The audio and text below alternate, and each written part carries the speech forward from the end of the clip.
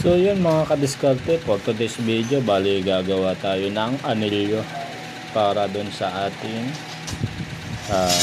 tie beam. Ayan. Bali gagawa tayo ng anilyo natin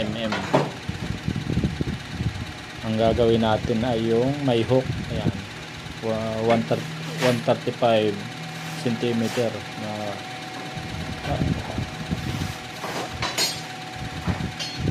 135 degree pala mga kadiskarte. So yun, bali mano-mano lang yung ating paggagawa ng stirrup. Yan.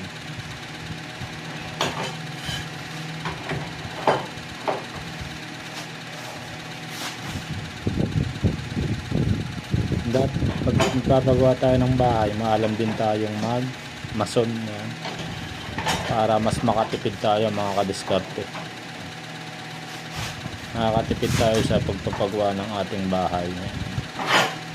Hindi na natin kailangan na kumuha pa ng steelman, dahil dapat alam na natin lahat yung mga about sa construction para mas makatipid tayo. So mga kadiskarte, hanggang dito na lang. Maraming salamat.